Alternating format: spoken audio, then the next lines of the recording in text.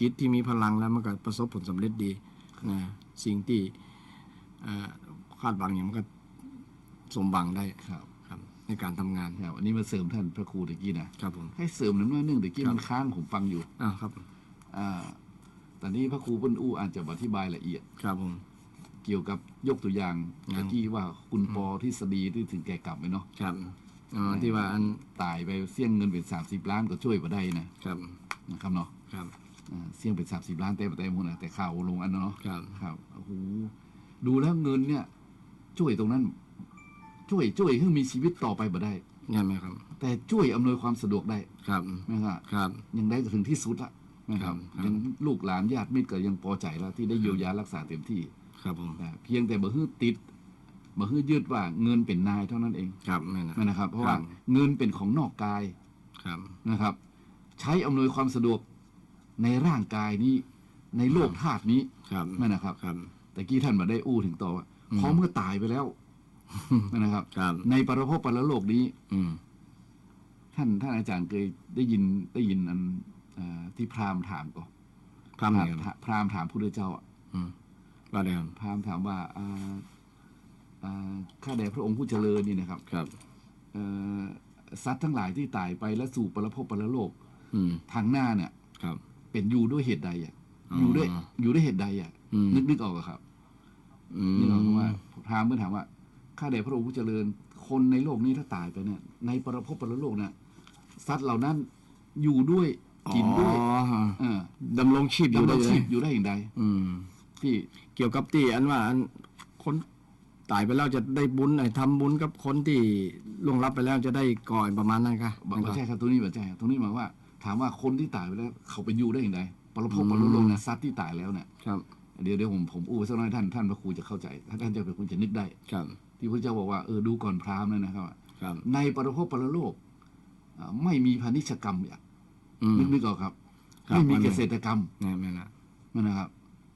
ไม่มีพาณิชกรรมไม่มีเกษตรกรรมและไม่มีอย่างที่เลี้ยงสัตว์ปศุสัตว์นะครับไม่มีปศุสัตว์ไม่มีการค้าขายใดๆทั้งสิ้นครับคนที่อยู่ในปรภพปรโลกนะครับสัตว์ทั้งหลายที่อยู่ในปรภพปรโลกนั้นล้วนแล้วแต่ต้องนะครับประมาณนี้นะครับอยู่ได้ด้วยบุญที่เขากระทำบำเพ็ญมาเพราะในท่านมันมีโคสิกักอย่างโคสิกรรมไม่อย่างเนาะโคลกรรมเนี่ยนะครับเนาะไม่มีกสิกรรมไม่มีพาณิชกรรมไม่มีการค้าขายใดๆทั้งสิ้นนะครับเป็นอยู่ตามกรรมของเขานะครับอยู่ตามกรรมของเขาเพราะฉะนั้นเมื่อเขาอยู่ในโลกนี้เขาสร้างกุศลกรรมไว้เขาสร้างกุศลกรรมไว้เขาจะย่อมไปเสวยผลในปรภพปรโลกโลกหน้านะครับเพราะฉะนั้นอันเนี้ยถ้าคนใดยึดมั่นติดมั่นเรื่องเงินเรื่องทองอยู่นะแล้วก็ยังห่วงแหนตรณีอยู่บ่ยอมเอามาใจมาสอยนะครับท่านพระครูนะครับเนาะก็จะกลายเป็นคนที่ยึดติด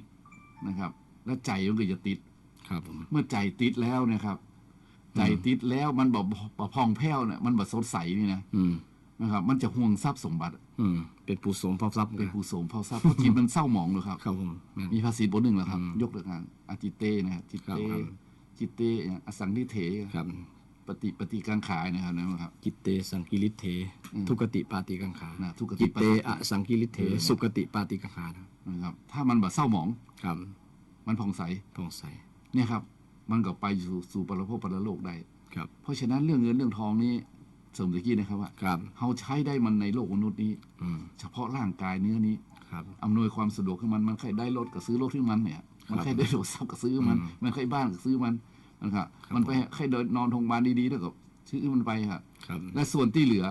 ก็เอามาใช้กับสังคมพ่องนะครับใช้กับศาสนาพ่องคือบริหารทรัพย์มันเป็นแน่นอนครับนี่ถ้าฟังแล้วต้องคิดต่อเองครับผมฟังท่านพระครูอีกยิ่งผมคิดต่อนะครับโอ้ใช่เงินดูว่ามันมีประโยชน์สำหรับโลกหน้าแต่มันมีประโยชน์ในโลกนี้นะครับเงินมันเป็นคันใดหรอสามารถซื้ออย่างก็ได้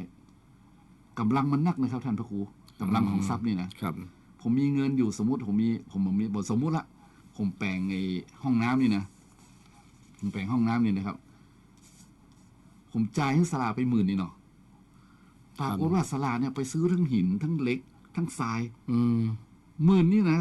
แป๊บน้อยเดียว10 ใบนี่นะ ไม่นะครับ ครับ คือสละไปคือระยะเวลาก่อนใจ กำเดียว สละไป กำเดียว เบาน้อยเดียว แต่มันใส่รถมาขนมาโทษครับ มันมีพลังมันมีอำนาจนะครับ ครับผม เพราะฉะนั้นอำนาจของเงินนั้นมีอยู่ อืม แต่เพียงอย่าไปหลงไหลจะไปเป็นทาสของเงินเท่านั้น อยู่เหนือ ครับนะครับเนาะ ครับ เพราะตะกี้ท่านมหาก็ท่านพระครูก็อู้ถึงเรื่องว่าความใคร่นะครับ จะไปใคร่ในทรัพย์สินนะครับจะไปกินของเก่า ไม่นะครับ จะไปใคร่ในทรัพย์สินจะไปกินของเก่า จะไปเมาของใหม่ จะไปอยู่ไปบ่ได้เนาะครับเนาะ ครับ ต้องรู้ว่ากายของเราเนี่ยนะครับ ครับ มันมีแต่แก่และเจ็บตายไปเราควรจะทำอย่างไรอันนี้ก็เปิดโอกาสให้โยมโทรมาเนี่ย053-887-249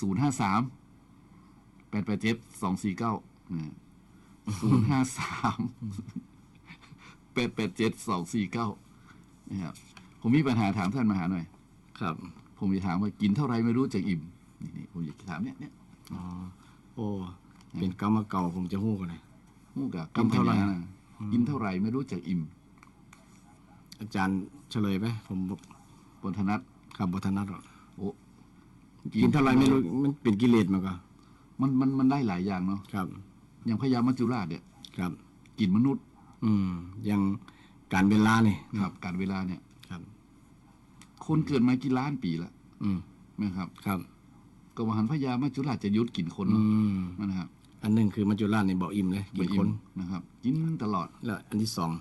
นัตถิตันหาสมานาที อ๋ออัน ช่วย นี้ อ ก็ ธิ บ่ บาย อิ่ม ครับนัตถิตันหาสมานาที ในฐานะปริยธรรมนิมนต์ นัตถิปัญหา สมานาที ครับ แม่น้ำบ่อิ่มด้วยมหาสมุทรอ่ะ ใช่ มหาสมุทรด้วยอิ่มนะด้วยน้ำ นาที นาทีแม่น้ำเนาะ ครับนัตถิตันหา บ่เสมอด้วย แม่น้ำ แม่น้ำครับ แม่น้ำเสมอด้วยตันหาไม่มี ครับ ตันหาเสมอด้วยน้ำไม่มี บ่มี มีเนาะครับ ครับ ซึ่งผมรู้จักปอ ปัญหา ตันหา ตันหานี่แปลว่าอย่างหัวตาหัน ตันหาตาหันตาแหละครับ ถ้าผมอู้นี่ยั่วให้โยมโทรมาเลยนะ ตันหาตาหันเจริญพรโยม ว้าวยายอยากจะถามว่าตอนใส่บาตรนะเจ้าเอาสตางค์ใส่นี่มันเป็นไรของเจ้า โอ้สตางค์ใส่บาทใส่กำนักกำน้อย ฮะใส่กำนักกำน้อย พอดี ฮะ ที่ยายอันวันเกิดยายวันนั้นเนาะ อืม ใส่บาตร อืม ยายไปใส่บาตรแล้วก็พอดีอันคนข้างๆหันเข้าใส่ อืม อันบาตรเขายายว่าเนี่ยมันดีน่ะจะมีอันเป็นไปได้3 วัน 7 วันนี่ว่าเจ้า ใครเป็นคนบ้าอย่างอ่าน นะ แล้วบัดนี้ถึง3 วันแล้วยัง ถึง3 วัน 7 วันแล้วยัง ถึงแล้วยัง3 วัน กล้าได้3 วันวันนี้ เป็นอย่างยายเฮาทำบุญทำตาลนะ อ่า เฮาบ่มีเฮาบ่ เนาะเนาะ อืม อันเอาสตางค์ใส่บาตรใครว่าจะเชื่อไอ้หรอก อืม มีอันเป็นไปใน3 วัน 7 วันอีหว่า เฮ้ยแสดงว่า แสดงว่าคนนั้นอิจฉายาย อ๋อเป็นเจ้า ก็เปิ้นว่าอียายฟังกันเนอะถ้าหันเปิ้นทำบุญทำความดีนี่นะ อ้าว จะต้องอนุโมทนาสาธุล่ะ ยายก็ว่า เนาะแล้วยายว่าต่อไป ย้อนว่า ยายบอกว่ายายยังเล็กน้อยว่ะไฟยายอยู่แบบอยู่ว่ะ แล้วมาถามมันเธอเป็นพุทธก่อยอ่ะ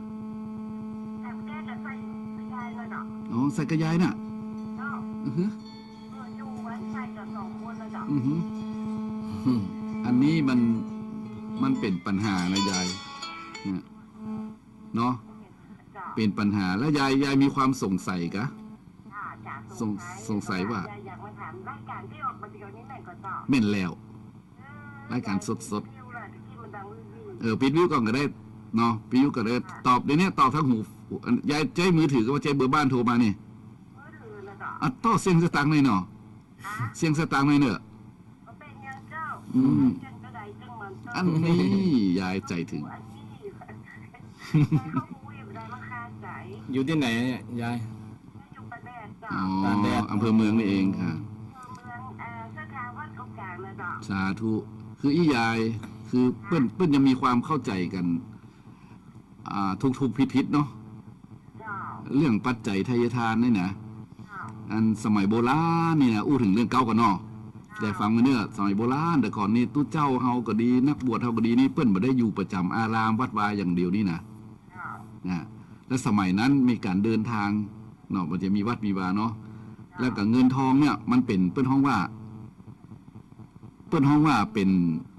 ป็นสิ่งที่ทำให้เกิดอันตรายอ่ะเนาะมันอันตรายหนึ่งแล้วนะและสองสมณะบริโภคสมัยแต่ก่อนนั้นเปิ้นบิณฑบาตเปิ้นก็อยู่ได้แล้วเนาะยายแล้วเปิ้นก็มีจีวรเห็นเปิ้นก็อยู่ได้แล้วนะยายเนาะแล้วเปิ้นก็มีกฎมีที่อยู่ต้นไม้อย่างเปิ้นก็อยู่ได้แล้วนะยายเนาะสมัยแต่ก่อนนั่นนะแล้ววันเดียวนี่ยายอันนี้อู้นี่หมายความว่าอาตมาก็ไม่ใช่อยากได้ให้โยมใส่ปัจจัยนะแต่อู้ถึงความเป็นจริงความเป็นจริงก็คือว่ามันจำเป็นต้องใช้ไปเหนือล่องใต้เนี่ยพระน้อยเนนน้อยเนี่ยนะขึ้นรถเปิ้นก็บอกงดเว้นนะยายไปซื้อของท่านนี่เนี่ยบางทีมันมีของที่ดังจะใจเนาะก็ต้องใจปัจจัยเนาะนะยายเนาะเพราะฉะนั้นมันมีเหตุมีปัจจัยที่สำคัญนี้ต้องใจต้องจ่ายอยู่ยายแม้แต่การรักษาพยาบาลก็ต้องใจต้องจ่ายเนาะนั่นแหละมันมีอยู่ฮันเพราะฉะนั้นถ้ายายสามารถทำได้โดยบ่เดือดร้อนยายก็ทำไปเตอะนะทำไปเตอะถวายไปเตอะบ่เป็นอย่างแล้วบ่ใช่ว่าบ่เป็นอย่างยายบ่เป็นอย่างอันยายจะสบายใจตอนเนาะบ่เป็น3 วัน 7 วันเนี่ยเอาสตางค์ไปบ้านเนี่ยเป็นไปยายก็หมดพอดียายเปิดสถานีนี่ฟังยายก็จดเบอร์โทรเนาะได้ฟังงานโทรมาถามนะเจ้าดีละฟังประจำก่อนแม่ท่านเอาหัวข้อเรื่องนี้คนต่อไปนะเจ้าคนนั้นเราหมูจับเขาหมูจับแม่นดีเลยยายเจริญพรเนอะธรรมะมันจะได้การโยมไม่ถามปัญหาก่อนวันใดโยมเจริญพรมีอย่างกาดีจะโทรปิกเนอะจะจัดรายการกับเดียวอันยายเพิ่นถามท่านพระครูมีความเห็นอย่างไรเรื่องนี้ปัจจัยใส่บาตรอันถ้าก็คือมันงามก็เอาใส่ซองเนาะใส่ซองถ้าเป็นปัจจัยอย่างที่อาจารย์ว่าอันมันแต่ก่อนมันอันตรายนะเขาจะถูกโจรปล้นได้ยังได้แต่ก่อนเป็นเงินแท้ๆหรอมันไม่ใช่กระดาษอันนี้เป็นกระดาษเนาะก็เป็นเงินเป็นอย่างนั้นมันธนบัตรเนี่ยเป็นธนบัตรหรือว่าเป็นสตังค์เป็นตัวแทนนั่นแหละเป็นตัวแทนค่าเท่ากับเงินครับสายเจริญพรโยมเจริญพรว่า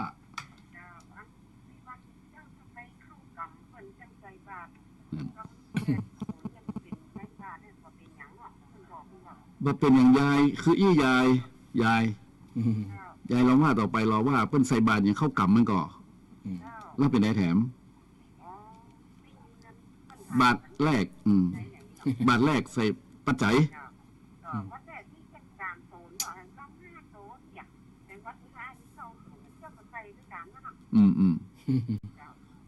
ยายปัจจัยที่ไปบิณฑบาตที่เพิ่นเข้ากรรมนี่นะยายนะเฮาต้องมองวัตถุประสงค์เพิ่นก่อนเน้อวัตถุประสงค์ของเปิ้นคือเปิ้นจะพัฒนาเปิ้นจะสร้างสิ่งที่เป็นประโยชน์เช่น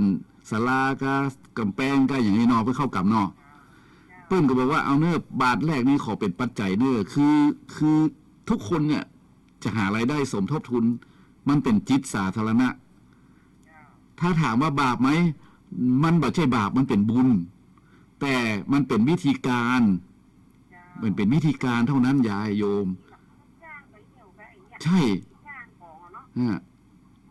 เพราะฉะนั้น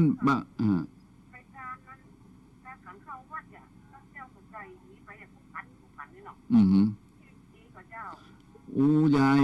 มันก็ดีอ่ะมันก็คือไม่ใช่ว่าอู้แล้วใครได้นะยายนะมันเป็นยอดมันเนาะมันเป็นปัจจัยนะยายเนาะ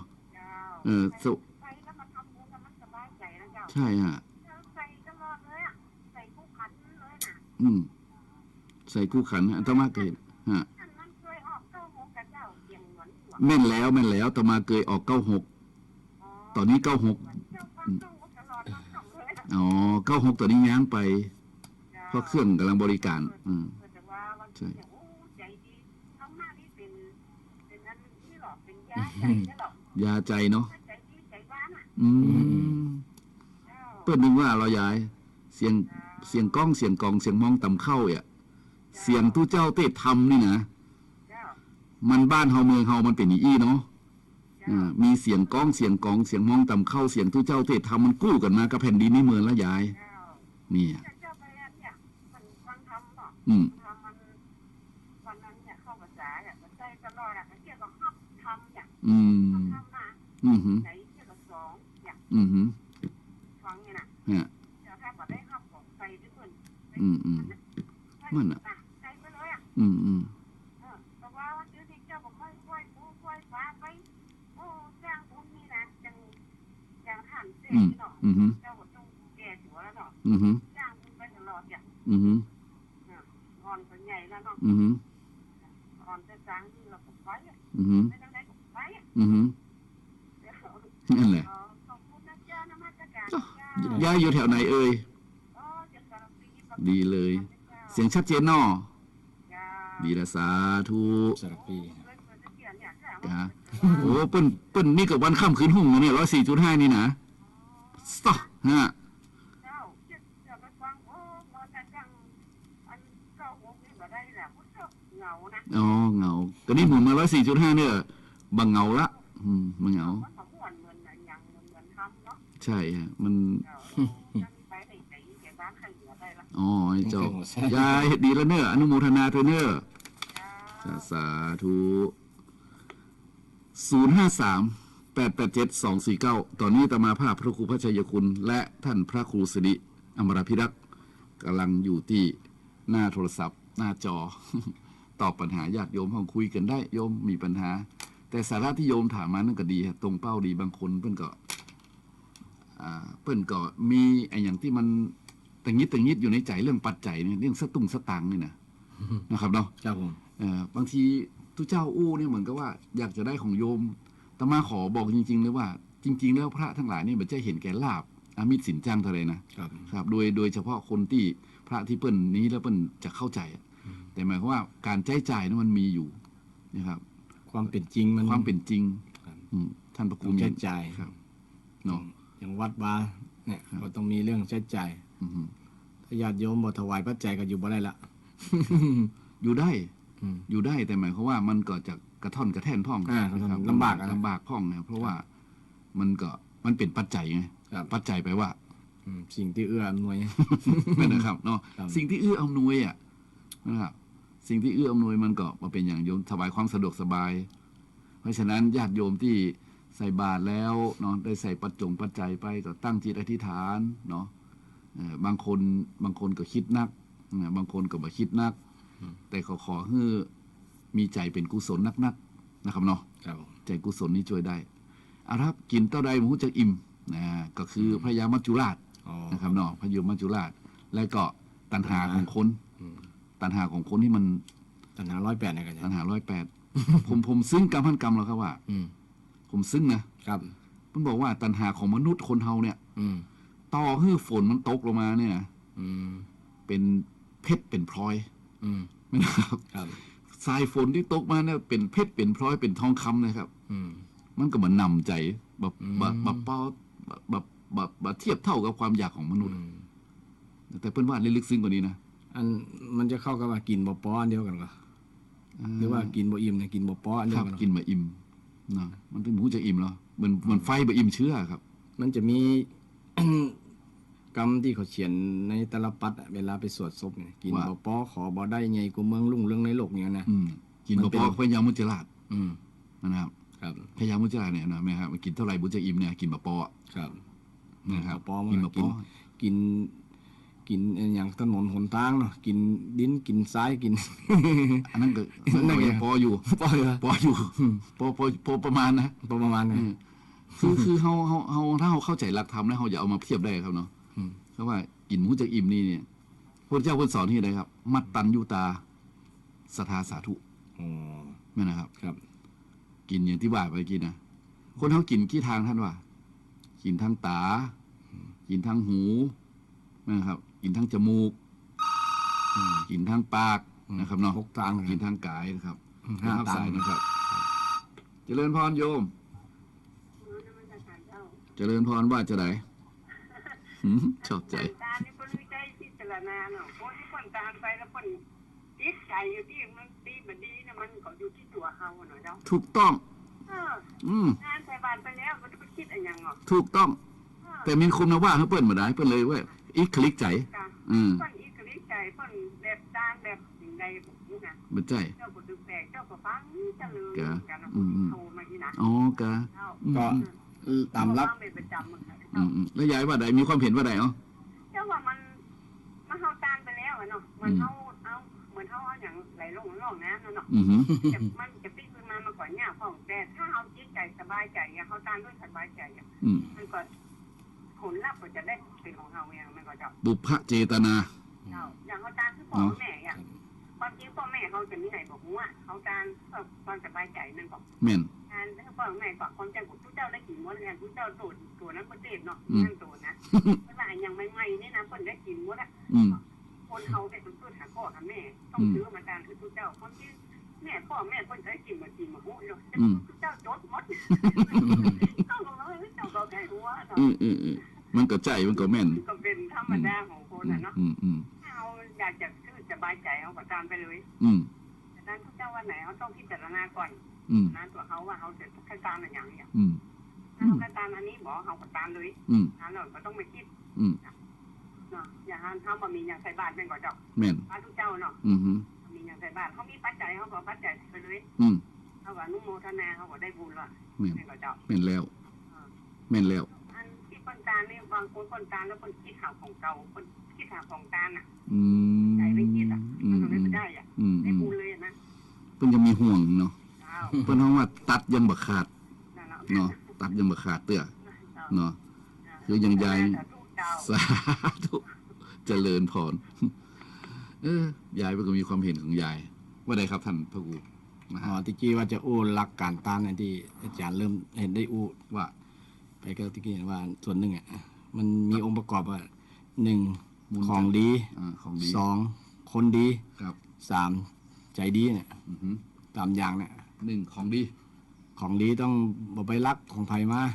บ่ไปลักขโมยมาตานนะยิ่งอันตั้งคนตั้งเหนือที่เพิ่นจะมีความละเอียดอ่อนกับการตานเนาะแค่เตี้ยวกายไปเนี่ยเพิ่นที่เพิ่นสมมาโคตานเนี่ยอาจารย์เตี้ยวกายยังสมมาโคตานอยู่คือตานบริสุทธิ์ของที่จะเอามาตานไว้กินก่อนตานลุ้นเนี่ยเพิ่นว่ามันก็อาจารย์แม่นๆครับของต้องดีของต้องดีครับของดีนี่หมายความว่าบ่ได้ลักไผมาตานแล้วของบ่บูดบ่เน่าบางแต่บูดความบูดเน่านี่เขาพูดถึงของบ่บูดบ่เน่านี่นะครับและของที่มันเหี่ยวมันแห้งนี่นะดอกไม้ที่มันต้องทานสดๆนะสดนะครับเดี๋ยวตานบ่สดเดี๋ยวจะเป็นยังชุกๆเลยชุกเล่าชุกไอ้หยังน้ำตาจะละน้ำไม่ใช่น้ำมิตาน่ะน้ำมิตรดาน้ำมิตาไม่ใช่ชุกใจตรงกันเลยครับอมิตรดานี่ทำไมได้ชูโชคเป็นชูโชคนี่เป็นรุ่นพ่อนะครับเป็นเพื่อนของพ่อนะครับอมิตรดานี่สาวน้อยนะนะครับแล้วได้ชูโชคเป็นสามีมีเหตุมีผลนะเดี๋ยวทับสวัสดีตรงนี้นะครับมีเหตุมีผลนะครับเจริญพรยายโยมว่า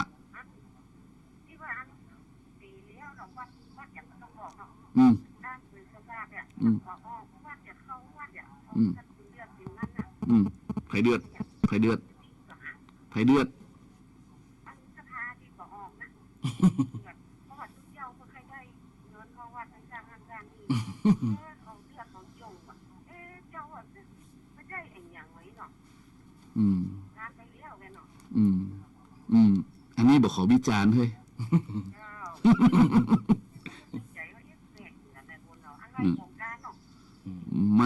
มันต้องดูกติกาและเงื่อนไขกันว่า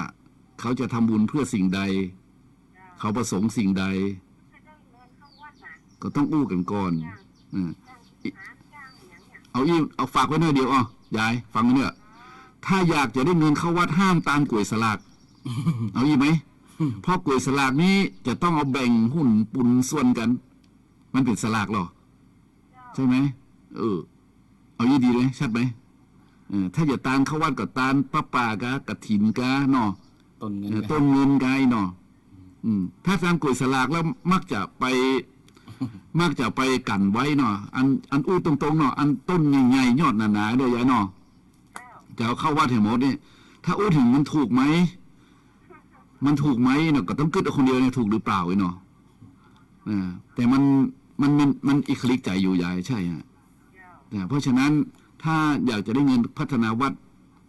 ก็เอาอย่างอื่นต้นเงินก็ดีพระป่าก็ดีกฐินก็ดีเนาะอันนี้มันจะไว้เกิดเสียงคอรหาเนาะนั่นแหละนอกจากนั้นบ่วิจารณ์ละบ่เดือดละดักเหรอ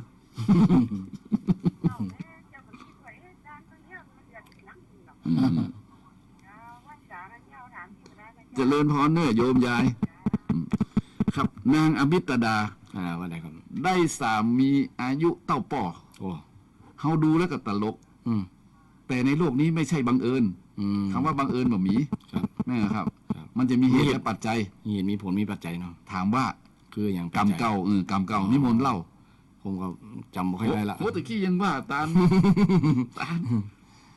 ในอดีตการครับนี่ไม่ใช่ว่าผมว่านะครับผู้ได้เจ้าเพิ่นว่าเพิ่นไขวิบากของนางอมิตดานะครับว่าตะก้อนเนี่ยเทวทัตเนี่ยเคยเกิดเป็นไม่หรอฮะแม่ละเทวทัตมาเป็นชูโชคเทวทัตเคยเกิดเป็นชูโชคนะครับเนาะชูโชคในครั้งนั้นเนี่ยครับก็ไปขอเงินมามั้งครับแล้วทีนี้ก็ไปได้นางอมิตดามาเพราะว่าพ่อแม่ของอมิตดาเอาเงินไปใช้หมดนะครับเอานางอมิตดาเป็นค่าสินสอดเนาะกาที่จะเอาเงินไปใช้อ่ะทีนี้ก็เป็นกรรมครับเนาะกรรมมาอย่างเนี่ยเพื่อนถามเพื่อนก็บอกว่าเมื่อน่ะย้อนถอยหลังไปแค่เมื่อเนี่ย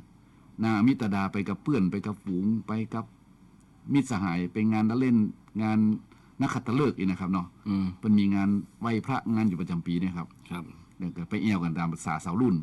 คนอื่นเพิ่นเก็บดอกไม้ไปหมดตามนิทานนะครับตามประวัตินี่นะคนอื่นสาวอื่นเพิ่นเก็บดอกไม้ของเพิ่นไปหมดดอกไม้สดสวยๆงามๆครับแล้วนี่บริเตรียมสักคำอมิตดาลืมก็ว่าบ่สนใจก็อะไรพวกครับก็ว่าเป็นเจตนาเขาจะบ่สนใจก็ว่าลืมก็หันเพิ่นมีดอกไม้กันยังไงครับเหี่ยวหอมหูเห็ดของนางตอนนั้นเนาะก็ไปมักง่ายอะครับเอาดอกไม้เก่าๆดอกไม้แห้งๆนะครับมาถวายพระโอ้ดอกไม้เก่าแห้งแล้วมาถวายพระครับผมอันนี้สงชาตินี้เลยได้ผัวทองน่ากลัวนะครับเจริญพรโยมว่า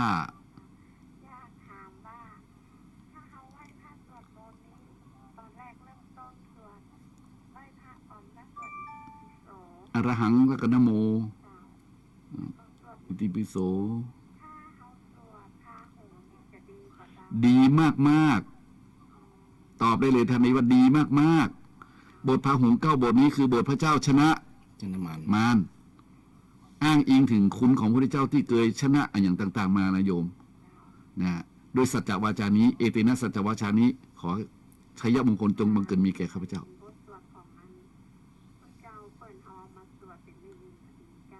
ดีโยมอันสวดบทนี้เปิ้นบ่เลือกพระใจเป็นหญิงเลยโยมเนาะอันไปชีไปสวดได้ไดพิสุนีไปสวดได้ไดใช่ไหมดีเยี่ยมสมาธิ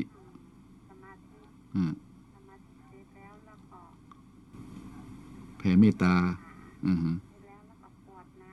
ถูกต้อง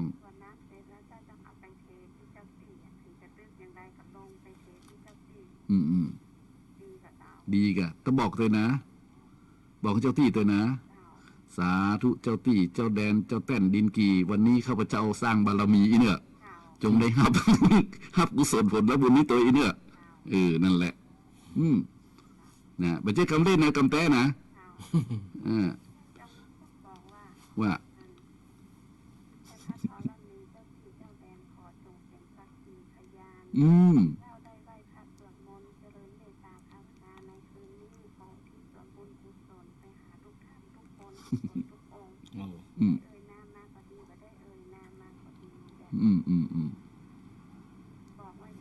ดีมากเลยดีมากสาธุ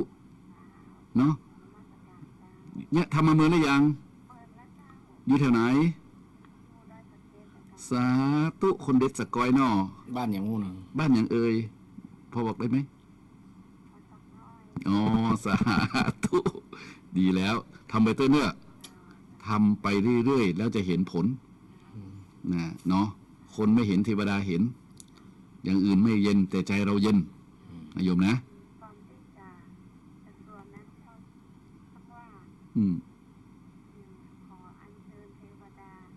มารับการสวดมนต์ของข้าพเจ้าขอให้มาอนุโมทนา อืม ให้ข้าพเจ้าด้วยเถิด ถูกต้องเลย ถูกต้อง ดีมาก ดีมากอนุโมทนาสาธุเจริญในธรรมเนอครับญาติโยมมั่นเฮาก็เขาท่านนะครับ สวดมนต์นะครับไหว้พระสวดมนต์อันนี้ส่งส์ยังที่บอกแล้วครับ อันนี้ส่ง ครับตะกี้ครับต่อครับ ของดี ของดี ครับ เราต้องเอาของเก่าของแห้งของเหี่ยวมา ครับ มันจะเชื่อเวรกรรมอย่างอมิตดา ครับ ครับ ต่อไปอันอย่างดีต่อไป คนดีครับ คนดี ครับ ครับ คนดีนี่คือต้องมีศีลธรรม หมายถึงคนมีศีลมีธรรม คนทั้งคนฮับและคนตานเตย ครับ แล้วอย่างสังฆทานนี่แหละครับ สังฆทาน ครับ อย่างสังฆทาน จะต้องเป็นน้ำคุกแกนเดียวกับสั่งซองเดียวกับอย่าง คำว่าสังฆทานจริงก็คือตานให้ส่วนรวมอะ ใกล้ๆนะครับ สังฆทานคือตานให้ส่วนรวม สังฆะแปลว่าสงฆ์เนาะสงฆ์ส่วนรวม ตานให้ส่วนรวมกับตานให้บุคคล เป็นหมู่ ตานหมู่กับตานเฉพาะบุคคล อืม มีการตานหลายอย่าง ครับ ถ้า ใครได้บุญนักๆก็คือตานสังฆทานเนี่ยนะคือตานหมู่ พระสงฆ์ พระสงฆ์ ลูกพระพิฆ แล้วยิ่งมีพระพุทธเจ้าเป็นประธานยิ่งหนัก อ๋อ ตาม ที่ ส เฮาง ฆ์ ที่เฮาเอาตัวเจ้าสี่ตนก็มี ครับ พระเจ้านับหนึ่งพระเจ้า ครับ เลยเป็นห้า ครับผม เรียกว่าสังฆทาน ครับ บัจจัยไปหิ้วถังแกนไปข้องย่องไปถวายสังฆทานบัจจัย อันนั้นเป็นลักษณะทาน ลักษณะทาน ครับเป็น บุคลิก เป็นรูปร่างเป็นรูปร่างของการ แต่อันกิริยาตานก็คือสังฆทานนี่คือตานข้หมู่ เป็นสัญลักษณ์ เป็นสัญลักษณ์ ครับผม หมู่คือหมายว่าบ่เจาะจง มาเจาะจงครับ ไม่จำเพาะเจาะจงแก่พระพิสุสงฆ์รูปใดรูปหนึ่ง ครับ นะครับนะครับ ครับผม ซึ่งมีอานิสงส์มากมาย ครับ ครับนั่นนะครับ แต่ถ้าคนใดใจบกกว้างพอกับตานเฉพาะบุคคลที่ตัวเขาศรัทธาก็ได้ อย่างศรัทธาอาจารย์พระครูประภัตเนี่ยนะครับมาตานที่ท่านพระครูเนี่ยเพราะว่าเรายังบ่มั่นใจในพระองค์อื่นนี่เป็นต้นเนาะสมมุติ ครับ ก็มาตานเฉพาะบุคคลก็ได้นะ แต่ แต่ จะ อยู่ ตั้ ที่ ง อยู่ที่ใจเขาอย่างที่ อยู่ที่ใจ ป้า อยู่ที่ใจ ยายว่าดีใจ ครับ เนาะครับ ครับผม อืม ต้องตานให้คนดี ครับ คนดีมีศีลธรรมที่เขามั่นใจนะจะได้บุญ เขามีธรรมเลย ครับผม มีธรรมะ เขามีธรรมะ มีธรรมะประจำใจ ครับ ครับ อย่าง แล้วก็ของดีแล้วคนดีอะไรอย่างก็ จิตดีใจดี เจตนาดีนะครับ เจตนาดี คือจิตใจดีนั่นแหละ เจตนา ครับมีสามช่วงก่อนเนาะเจตนาเนี่ย หนึ่ง นี่ก่อนที่ฮื้อนะ ก่อนให้ ก่อนให้นะ ก่อนฮื้อ ขณะให้นะแล้วก็หลังให้นะ ให้มันจังฟังเหมือนให้อื้อ ก่อนฮื้ออีบอก ก่อนครับก่อนฮื้อเนาะ เนาะ ครับมันเป็นกำเมืองเนี่ยม่วนดี นะมันชัดเจนดีนะ ก่อนฮื้อนี่ใดครับ ก่อนฮื้อนี่ก็ต้องศรัทธาก่อนนะมีจิตศรัทธาที่จะเอาอย่าง อาจารย์จะแปลงห้องน้ำนะครับ ครับ หันความดีว่าห้องน้ำนี่ใจประโยชน์เป็นสาธารณประโยชน์ เกิดศรัทธาอยากจะถวายเนี่ยเจตนาดีเกิดขึ้นแล้ว ครับ นะครับ บุคคลนั้นอย่างที่กี้อาจารย์ว่าจะสร้างห้องน้ำกี่ห้องครับ12 ห้องเลยครับ 12ห้องครับ อนุโมทนาด้วยครับนะครับ ก็เต็มหรือยังครับนะ ก็พอแล้วครับ พอแล้วเนาะ มันก็มันบ่เต็มแล้วครับ คือถ้าไปเดียว คือความจริงแล้วเราไปส่วนอย่างอื่นครับ คือ ไปส่วนอย่างอื่นนะครับอ๋อ เช่นหลังคามันก็ดีนะครับ อืม ในห้องให้มันแบบพอแล้วครับเนาะ อย่างท่านมาหาท่านพระครูถวายผมก็เอาไปส่วนต่างที่อื่น อ๋อครับ เช่นหลังคามันก็ดีครับ แต่เราแบ่งห้องละ5,000 ครับ ครับ อืม นี่ครับมันพอแล้วครับ จริงต่ำนั่นละ5,000นี่ได้ก็อันโถโซอะไรนั่นนะ กล้าแหงอะครับ กล้าแหง สอง เนอะ ห้า60ถ้าเขาหมื่นกล้าแหงอะครับ นะครับแม่ละเดี๋ยวนี้เป็น10,000 20,000ก็ละ2-3 หมื่นก็ละ นั่นน่ะ ห้ ก อง ล้าแหงอะเนาะ ครับ กล้าแหงนะครับเนาะ เมื่อบุคคลหันว่าเขาจะไปวัดไปวาไปหันอย่างจะแปลงจะสร้างอย่างกันเขาเจตนาดีที่จะช่วยแปลงช่วยสร้างช่วยพัฒนาวัดเนี่ยเจตนาก่อนนี่เพิ่นฮ้องว่าปุพพเจตนาเนาะ ครับ อันที่สอง อันที่สองมุญญเจตนาคณะที่ฮื้อเนี่ยเนาะเอาสตังค์ปัจจัยมามอบเพื่อทางวัดเนี่ยหรือว่ากับคณะกรรมการนี่ก็ดีใจที่ได้ตาน ครับ ม่วนอกม่วนใจเนาะ ครับ อันสุดท้ายก็คือปรัมปราเจตนาก็คือ หลังฮื้อตานแล้วก็บ่เสียใจบ่กินแหนงโอ้ฮู้ว่านี่บ่ตานละเนี่ยแสดงว่าบ่มีปรัมปราเจตนา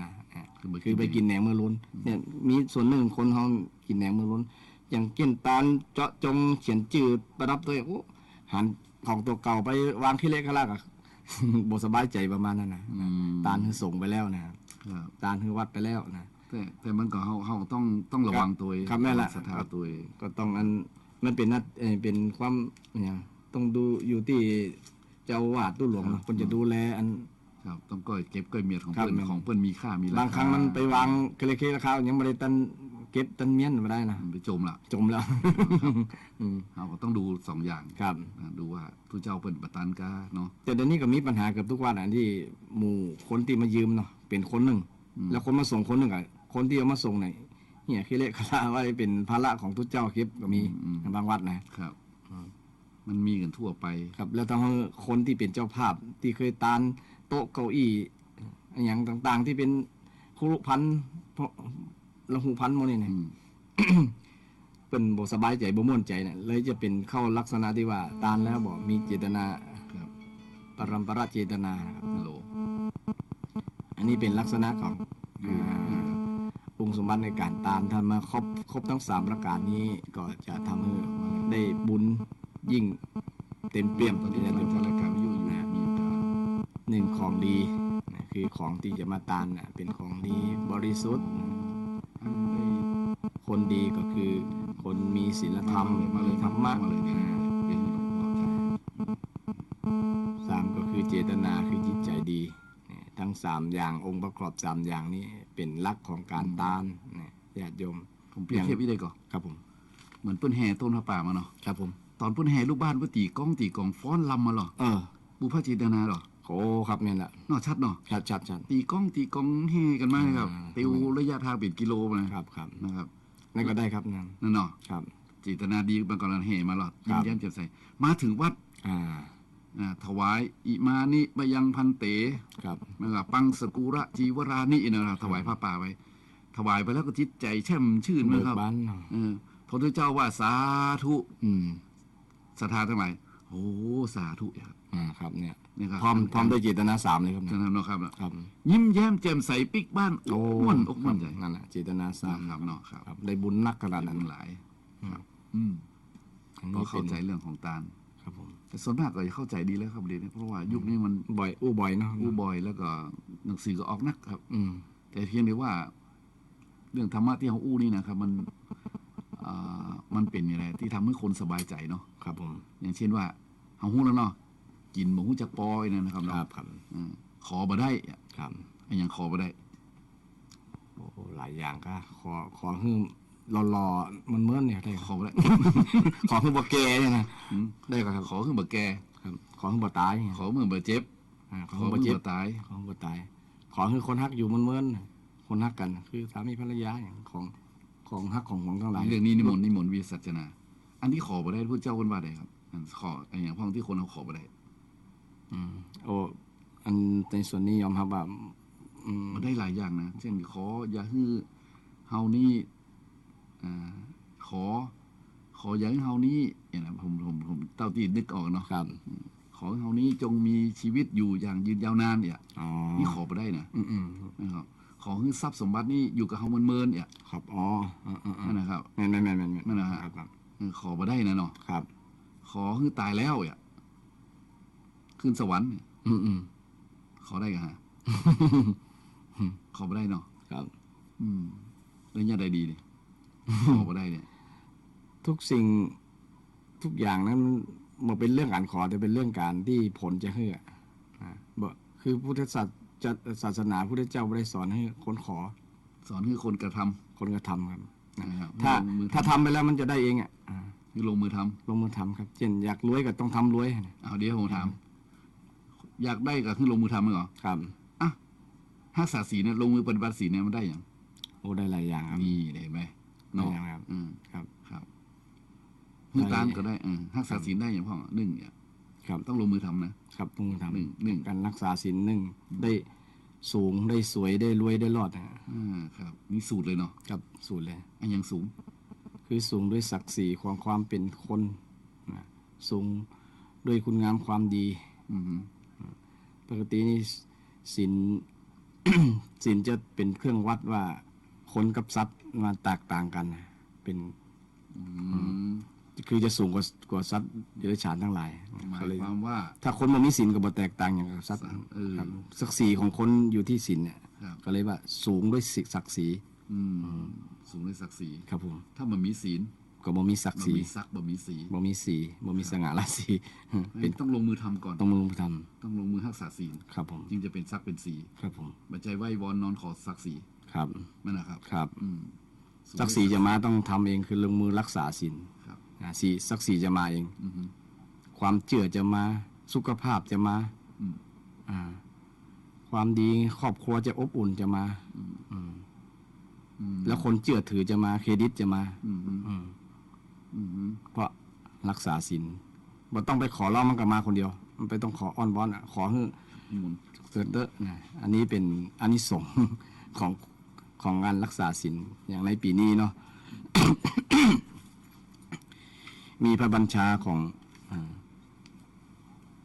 สมเด็จมหาราชมังคลาจารย์ผู้ปฏิบัติหน้าที่แทนสมเด็จพระสังฆราชท่านก็มีบัญชาให้ประชาชนชาวไทย ช่วยกันรักษาศีลเพื่อที่จะให้เกิดความสงบร่มเย็นเกิดความรักสามัคคีกันในคนในชาติ แต่อานิสงส์ของการรักษาศีลนั้นก็มีนักมีหลายอย่างที่ได้เกริ่นว่าทำศีลมีประโยชน์ทำให้สูงด้วยศักดิ์ศรี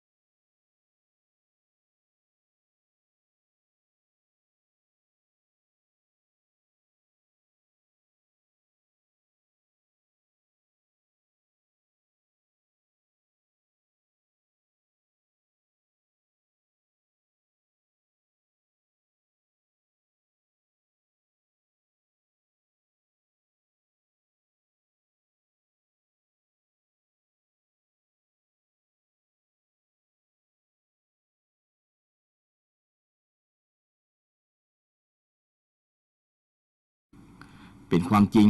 นี่คนจะไปประกอบสมมาอาชีพอย่างก็เจริญทำให้รวย คนที่เป็นเจ้าของบริษัทหลายๆบริษัทญาติโยมลองสังเกตแต่คนที่ไปได้ดีเนี่ยเป็นคนที่มีศีลนะคนที่บ่มีศีลนี่ไปได้บ่เมินไปได้อยู่แต่ว่าบ่เมินนะเพราะว่าความดีนี้คงทนความดีคงที่คงทนคือเป็นคนมีศีลนั่นเองจะทำให้คนรวยได้ยาวนะรวยได้ยืดยาว คนที่บ่รักษาศีลเนี่ยรวยกำเดียวบ่เมินนะรวยกำเดียวบ่เมินอย่างคนไปก้ายาบ้ายาเสพติดอย่างมื้อนี้นะสิ่งที่บ่ดีทั้งหลายนะที่ผิดศีลทั้งหลายนะจะอยู่บ่เมินญาติโยมอยู่บ่เมินลองสังเกตพอเถอะอันนี้เป็นอานิสงส์ของศีลว่าทำให้รวยแน่นอนนะแต่อาจจะใช้เวลาพอประมาณบ่ใช่ว่ารวยแบบปุ๊บเดียวแบบก้าวกระโดดนะแต่ค่อยๆเป็นตามเหตุตามปัจจัยนะตามเหตุตามปัจจัยตามขั้นตอนตามขั้นบันไดนะจะมั่นคง มั่นคงเพราะว่าคนมีศีลอยู่ที่ไหนก็ดีหมดญาติโยมอยู่ในครอบครัวก็มีความสุขนะบ่แตกแยกบ่หย่าร้างเพราะมีศีลเป็นเครื่องค้ำประกันเป็นเครื่องรับประกันว่าคนในครอบครัวมีศีลกันหมดนะอยู่ดีกินหวานอยู่ดีม่วนอกม่วนใจนะทำให้ประโยชน์หลายๆอย่างเกิดจากการรักษาศีลทำให้รวยให้สวยสูงสวยรวยรอดนะทั้งรอดปลอดภัยคนเราถ้าบ่ผิดศีลเนี่ยการละเมิดศีลนี่เป็นการก่อเวรก่อภัยอย่างให้กับตัวเก่าโดยบางคนบ่รู้ตัวอย่างเช่นไปฆ่าเปิ้นก็จะมาฆ่าตอบไปลักของเปิ้นเนี่ยอย่างน้อยเปิ้นก็จะมาลักของเฮามาลักขโมยมาเอาของเฮานะ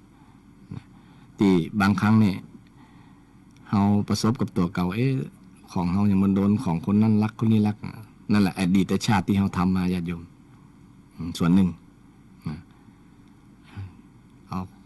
ของหายอันนั้นอันนี้เนี่ยแต่บางคนเนี่ยถึงแม้ว่าบ่อยู่บ้านอยู่จ้องนะของก็บ่หายนะเพราะความดีมันคุ้มครองศีลมันคุ้มครองบุคคลนั้นคนจะเก่งอกเก่งใจกลัวนะกลัวบารมีของเปิ้นว่าความดีนะคนก็เลยบอกกล้ามาลักมาชกมาหยังมาทำลายมาสร้างเวรสร้างภัยกับบุคคลนั้นมันเป็นการสร้าง สร้างคุ้มกันให้กับตัวเก่าคนที่รักษาศีลตรงกันข้ามกับคนที่บ่มีศีลนี่จะสร้างเวรสร้างภัยสร้างกรรมก่อกรรมทำเข็นเตือนกันด้วยกันนะเช่นคนละเมิดศีลข้อที่5เนี่ยญาติโยมเนี่ยสร้างหันตาหันตันตาหันและกินเหล้าเข้าปากไปแล้วเนี่ยก็การเกิดการทะเลาะวิวาทเนี่ยนะบางครั้งครอบครัวเดียวกันนะก็ยังพิษหัวกันนะสร้างเวรสร้างภัยแหละสร้างความแตกแยกความแตกสามัคคีเพราะละเมิดศีลอันนี้เป็นสิ่งที่ควรพินิจพิจารณาเพราะศีลนี้เป็นหลักค้ำประกันประกันชีวิตไปรักษาศีลข้อแรกก็ประกันชีวิตไปรักษาศีลข้อที่2ก็ประกันทรัพย์สินภายรักษาศีลข้อที่3ก็ประกันครอบครัวประกันความอย่าร้างแตกแยกได้รักษาศีลข้อที่4ก็ประกันเครดิตเฮาคนนับหน้าถือตาไปทางใดคนก็เคารพนับถือเพราะมีศีลแล้วก็บ่สร้างเวรสร้างภัยให้กับตัวเก่าประกันสุขภาพคือรักษาศีลข้อที่5ได้ประกันสุขภาพนี่ชัดๆเลยญาติโยมสุขภาพร่างกายก็จะแข็งแรงบ่ไปดื่มไปกินยิงยาบ้าอย่างต่างๆเนี่ยทำให้มันเกิดปัญหากับบุคคลที่ละเมิดยังบ่พอกับครอบครัวกับสังคมประเทศชาติได้นะที่เฮาได้หันในปัญหาบางครั้งเมายาบ้าแล้วก็ทำลายเข้าของฆ่าคนได้นะโดยคิดบาดระแวงคิดหลอนนะทำให้เป็นภัยต่อสังคมฉะนั้นอานิสงส์เนี่ยจึงเป็นสิ่งที่สำคัญคนที่รักษาศีลเป็นสิ่งที่ทำให้เกิดคุณประโยชน์หลายอย่างรอดปลอดภัยอันเนี้ยเป็นสิ่งที่เราท่านทั้งหลายควรนำไปประพฤติปฏิบัติกับชีวิตประจำวันได้การรักษาศีลบ่ยากอันยังบ่เหมือนรักษาเข้าของเงินคำอย่างทั้งกลัวหวาดระแวงกว่าคนจะมาลักนะแต่รักษาศีลนี่ก็คือระวังสำรวมมีสติสำรวมว่าเราจะบอกเป็นคนโหดร้ายบ่เป็นคนมือไวบ่เป็นคนใจเร็วบ่เป็นคนขี้จุขี้หลอกบ่เป็นคนที่มุสติโหดร้ายใจเร็วพูดปดหมดสติโหดร้ายมือไวใจเร็วพูดปดหมดสตินี่เป็นลักษณะของคนที่ละเมิดศีล5 โหดร้ายก็นำมาสู่การประหัตประหารฆ่ากันเบียดเบียนกันโดยชีวิตนี่อย่างที่เฮาหันข่าวตามทีวีก็ดีหน้าหนังสือพิมพ์ก็ดีมีกันคดีฆาตกรรมถึงบ้านคนผิดศีลถึงวันอย่าเดินผิดศีลบอกกี่คนหรอกแต่ว่ามันเดือดร้อนหลายคนอ่ะเนาะเดือดร้อนหลายคนที่เฮาอยู่ได้ก็เพราะเฮามีช่วยกันรักษาศีลนั่นแหละศรัทธาญาติโยมส่วนนักนั่นเองนะที่ช่วยกันรักษาคุณงามความดีคือรักษาศีลเนี่ยนะบ้านเมืองก็อยู่ได้ดีบ่มีปัญหาแต่เมื่อใดก็ตามที่คนละเมิดศีลเนี่ยคนสองคนก็ทำให้ในสังคมบ้านหมู่บ้านนั้นครอบครัวนั้นเดือดร้อนละจะรอดถึงทำความเดือดร้อนถึงกับประเทศชาติเลยญาติโยมอย่างคนที่ผิดศีลใหญ่ๆน้อยคือทุจริตคอร์รัปชันอย่างนี้เป็นต้นเนาะโกงชาติโกงบ้านโกงเมืองนะทำให้บ้านเมืองได้รับความเสียหายเพราะทุจริตคอร์รัปชันเอาสิ่งทรัพย์สินที่ไม่ใช่ของตัวเองมาเป็นของตนนี่อันนี้ก็เสียหายเพราะเกิดจากการละเมิดศีลนั่นเองมือไวมือไวใจเร็วใจหันคู่ครองคนอื่นหน้าตาดีอยากจะมีใหม่อยากมีสองอยากจะมีสามมีสี่ประมาณนั้นใจเร็วเกี่ยวกับเรื่องกามคุณทำให้ละเมิดศีลข้อนี้ได้ครอบครัวก็จะแตกแยกเกิดการหย่าร้างลูกหลานก็ขาดความอบอุ่นมีปัญหาสร้างปัญหาเกิดกับสังคมได้เพราะการละเมิดศีลนี่ก็เป็นเรื่องของการรักษาศีลที่ทุกคนควรนำไปรักษาได้โดยบ่ต้องไปเสี่ยงอะไรยังเดี๋ยวมีแต่ได้กับได้คนที่รักษาศีลนะคือได้ความปลอดภัยได้ชีวิตได้ความเชื่อถือได้ความไว้วางใจนะได้สุขภาพแข็งแรงมีแต่ได้กับได้ประโยชน์นะฉะนั้น จึงเป็นสิ่งสำคัญนะหลักของพุทธศาสนาก็สอนให้คนเรารักษาศีลรักษาศีลเป็นสิ่งที่นำคุณประโยชน์โสติผลให้กับชีวิตของเราให้เกิดขึ้นคือบางครั้งเรามองข้ามว่าอันศีลการรักษาศีลนี่มันบ่เกี่ยวข้องกับการดำเนินชีวิตของเราหรือบ่เป็นประโยชน์ประมาณนั้นก็มีนะคือบ่ให้ความใส่ใจสนใจให้ความสำคัญในเรื่องการรักษาศีลมันก็เลยทำให้ปัญหาต่างๆตัวมานักปัญหาเกิดขึ้นกับมนุษย์ก็เพราะว่าคนเฮาเนี่ยละเมิดศีลนั่นเองส่วนใหญ่ญาติโยม90 กว่าเปอร์เซ็นต์นะเกิดจากการละเมิดศีลลองสังเกตดูเถอะถ้าช่วยกันรักษาศีลเนี่ยนะมันก็จะอยู่ร่มเย็นเป็นสุขนะบอกว่าที่ไหนเพราะว่าจะเป็นคนไม่ยิ่งพอใจเป็นหนึ่งว่าอันสตรีไร้ศีลก็สิ้นสวยบุรุษด้วยไร้ศีลก็สิ้นสีข้าราชการไม่มีศีลก็สิ้นดีพระเนรศีลไม่มีก็เร็วสามเนี่ยคือศีลเป็นสิ่งที่จำเป็นกับทุกเพศทุกวัยทุกเพศทุกวัยที่เราท่านทั้งหลายควรให้ความสำคัญในการดำเนินชีวิตตุเจ้าบ่มีศีลมีธรรมก็อยู่วัดลำบากศรัทธาก็จะไล่เหิบไปได้นะเนี่ยไม่เป็นสิ่งที่จำเป็นนะศีลธรรมเป็นเครื่องอาภรณ์เป็นเสื้อผ้าที่อันประเสริฐนะใส่แล้วกับไผ่คนนั้นก็สวยงาม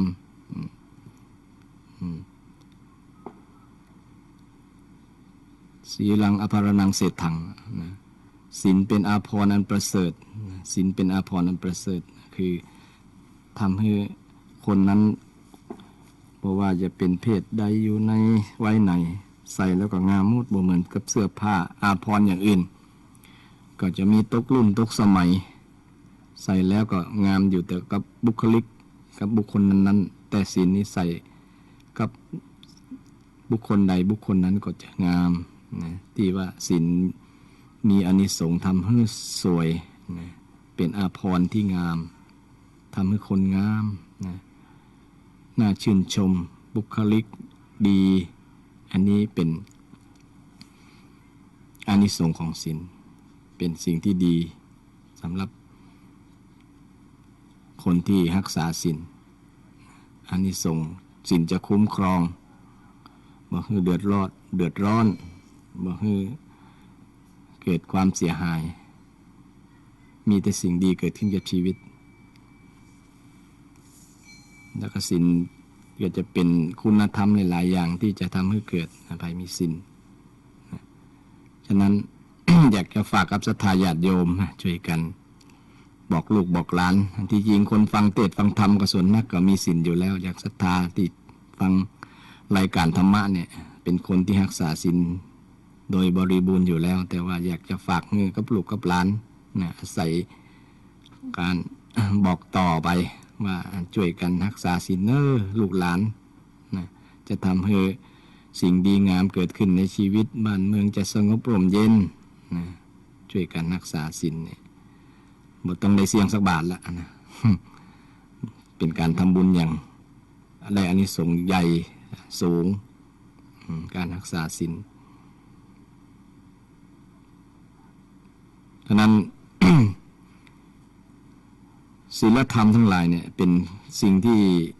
สำคัญกับการดำเนินชีวิตของคนเราอย่างที่จะเจ้าได้อู้ไปว่าเรื่องธรรมะศีลธรรมทั้งหลายเนี่ยเป็นสิ่งที่ไผ่คนใดทำคนนั้นก็ได้เป็นสิ่งเฉพาะตัวแล้วก็ประกอบด้วยเวลาใส่เวลาไหนก็ได้ศีลรักษาศีลเมื่อใดก็ได้ผลเมื่อนั้นนะศีลธรรมนะที่จะนำความดีงามให้เกิดขึ้นกับชีวิตของคนเฮาก็มี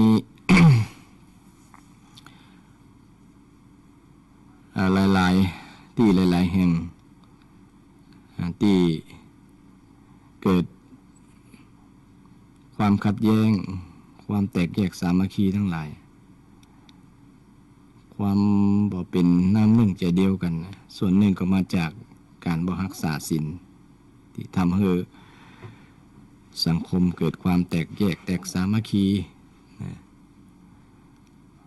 โดยเฉพาะเรื่องละเมิดศีลข้อที่3นี่เนาะไปประพฤติผิดในลูกเมียคนอื่นประพฤติผิดในกาม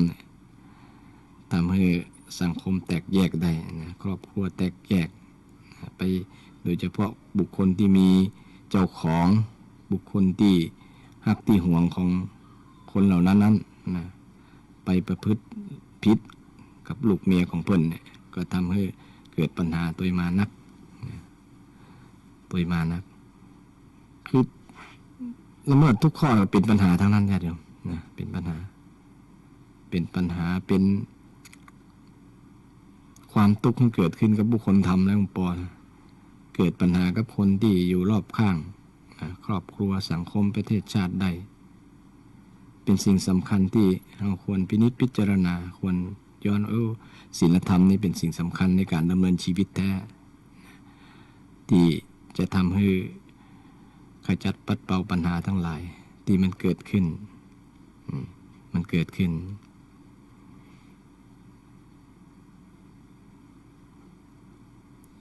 อันนี้ก็ขอฝากศรัทธาญาติโยมไว้คือได้ใส่ใจในเรื่องการรักษาศีลคนแต่ก่อนนั้นเพิ่นจะพัฒนาตัวเก่าในการรักษาศีล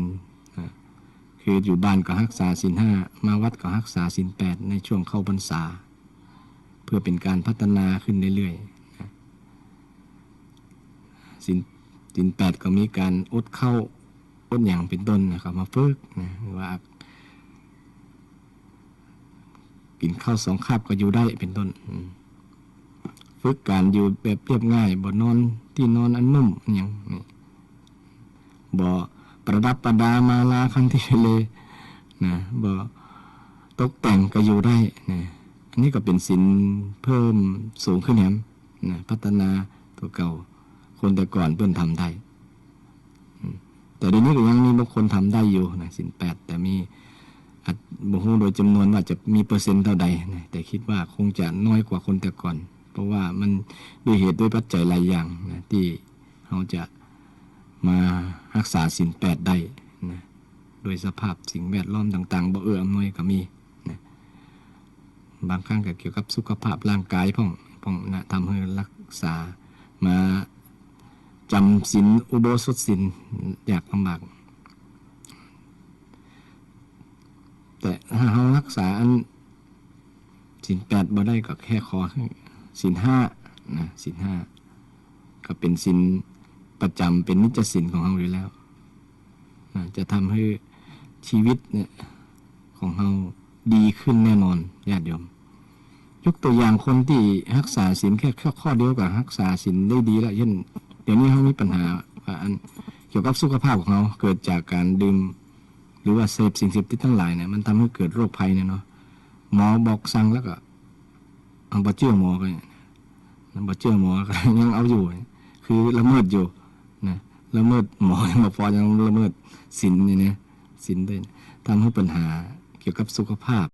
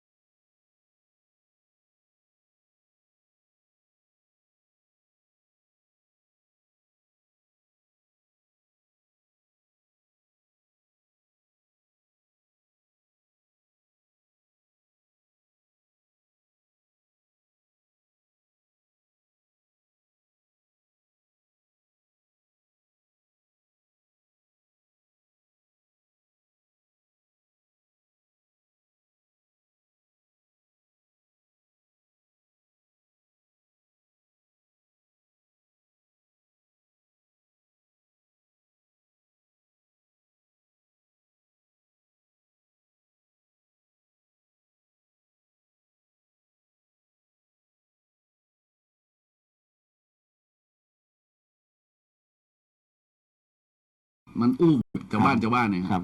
มันเข้าท่าดีครับนะครับ ครับ เอ้าก็ดีละ ก็ ไปมา มีบางท่านเป็นอธิบายว่าความพอดีอยู่ที่สติเป็นว่านะครับ เพราะว่าแต่ละคนมีลิมิตบ่เท่ากัน มีความขอบเขต ครับ ในการ ดื่มในการกินเนี่ยไม่ว่าอันร่างกายของคนบ่เท่ากันบางคนตัวน้อยบางคนตัวใหญ่มีธาตุภูมิคุ้มกันมากกว่ากันนะครับ แต่ถ้าจะพอดีก็คืออยู่ที่สติว่าอันเฮากินมื้อพอดีกับต้องเฮาพอดีกับบ่เกินเนี่ย ครับ ถ้าสติควบคุมได้ก็คือพอดีแล้วนะครับ แต่ไอ้ตัวนี้มันไปทำลายสติเหรอสุรายาเมา โอ้ นี่นะครับ มันทำลาย มัน ส เลย ติ คิดบ่ได้ ครับมันเลยคิดบ่ออก ผมคิดบอกเนาะ มันจะเอาติ๊ก เป็นที่ตั้งแห่งความประมาท ๆ นะครับ แม่นะครับ มันได้สักก๊อก2ก๊อกนี่นะ โอ้ มันกินแล้วมันเมาใช่หรอ เลยคิดบ่ได้ กำขี้เหล้าอะไรเหรอ ไม่ได้ครับ มันแวดวันเพิ่งล่ำปั่นสักก๊อกอีกแล้ว มีอีกอ่ะอ๋อจำได้ โอ้ยครับมันกำขี้เหล้าที่จำแม่นเลยครับอู้โยมใกล้หัวนี่โยมฟังมาเมินละ อ๋อ เนาะครับมันจะหมดเวลาครับ2-3 นาที ครับนี่มนต์อาจารย์ ท้าย เป็น ราย กา การ รท้ายรายการคือวันนี้ต้องขออภัยเลยเข้าออกห้องนี่ก็ได้ท่านพระครูศรีมาอู้ธรรมะธรรมโมเนี่ยโยมมันยังโทรมาถามเราหมดเวลาแล้วนะไม่ต้องโทรมาละหมดเวลาละครับ วันนี้ก็ต้องขออนุโมทนากับทางสถานีนะครับทางสถานีโอ้โหสุดยอดเลยครับคลื่นวิทยุคลื่นพระพุทธศาสนาแห่งชาติและสังคมวัดฝ่ายหิน104.50ครับควบคุมโดยนายสถานีท่านพระครูสมุวิศวัตวรกิจโจนะครับ เจ้าสำนักก็คืออาจารย์ท่านพระครูประยัตินะครับประยัติท่านอาจารย์ดร.สวัยนะครับเนาะเป็นก็เป็นเจ้าวาด ตาพิมล ไม่ใช่ครับนะครับเดี๋ยวจำชื่อได้ของสุมาภัยด้วยครับมันนึกประตันหันนะครับเนาะ ครับผม ครับก็ขอขอบคุณทางสถานีขอบคุณเจ้าหน้าที่และขอบคุณท่านพระครูสิริ ครับผม อมราภิรั ยิ ต น น์ ดีครับผม เนาะวันหน้ามาใหม่นะครับเนาะ ครับ ม้วนๆนะครับสถาญาติโยมตัวเนื้อเนี่ยที่ตั้งใจฟังแล้วก็โทรมาพ่องบ่โทรมาพ่องเป็นยัง บางทีก็ฟังกันไปเนาะ ครับ เนื้อหาสาระก็ปะปนคลาเคล้ากันไป เพราะว่ารายการนี้เป็นรายการสนทนาธรรมสดๆบางทีก็บ่มีสักคลิปสักอย่างนะครับเราอู้กันไป ฉะนั้นวันนี้ก็ขอนำสถานีนำรายการจากสถานีนี้ไปก่อน วันพุธหน้าถ้ามีเหตุอย่างขัดข้องจะมาฉลองศรัทธาญาติโยมเนาะโดยการมาจัดรายการนี้ใหม่ วันนี้ขอทั้งหลายมีความสุขกายสบายใจ อายุมั่นขวัญยืนเจริญไปด้วยจตุรพิธพรชัย4ประการ มีความสุขมีความสำราญได้อยู่กับพ่อกับแม่ ได้อยู่กับลูกกับหลาน ได้อยู่ทำบุญทำทานรักษาศีลเมตตาภาวนาเป็นบารมีใส่ตนเป็นกุศลค้ำจุนพระพุทธศาสนา เป็นบารมีไปหน้าเหมือนกันจู้ผู้จูคนแด่เตอเจริญพร เจริญพรสาธุ